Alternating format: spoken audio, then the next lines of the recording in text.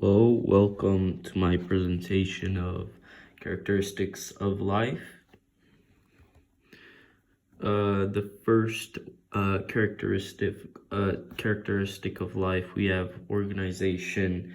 Basically, that means that all living things are made of cells.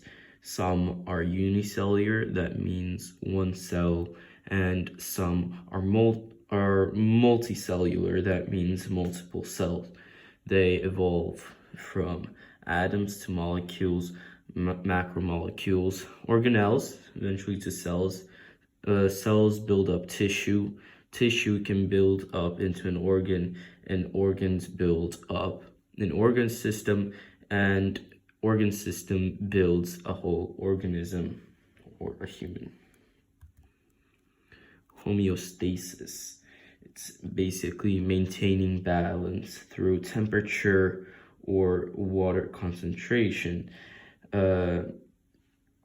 Enzyme need a certain pH range to even work, and we can see it there. Living organisms have regulation of homeostasis, and you can see homeostasis working as in balancing the body through temperature in that picture. We have metabolism, the third one. Metabolism is to capture and use energy and process the energy and take it out by some way. For example, a plant can capture light and then release it as glucose, and this is known as the process of photosynthesis.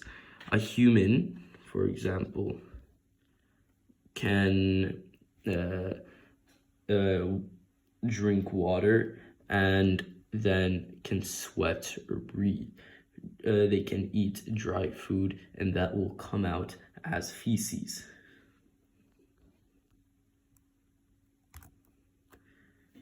We then have reproduction.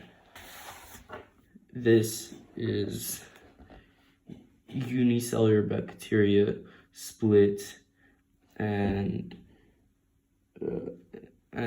make up multiple DNA, as we can see right over here.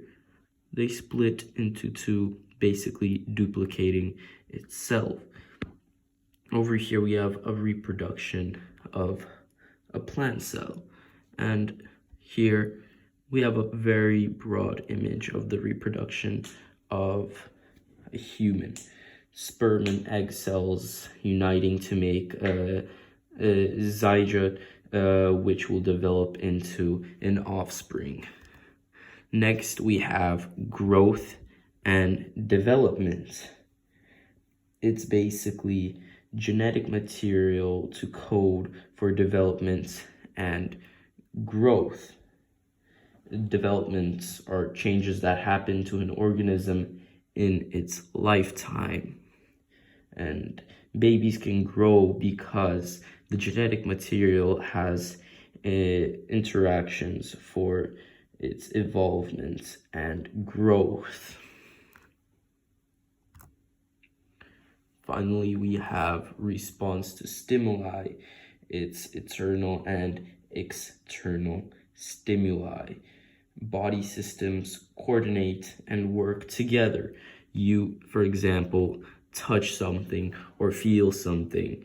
These first go from your brain, the action first goes from your brain, then goes down to your spinal cortex, and then it goes through your muscle, the effector, and then finally the receiver, the finger, or whatever you are touching.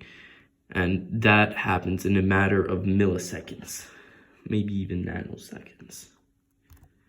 And finally, we have evolution. Availability is basically the ability of a population of organisms to not merely, generate genetic diversity. and but to generate adaptive genetic diversity, and therefore evolve through natural selection. As we can see, humans evolved from the smallest thing right over here. Sun ignites. Thank you.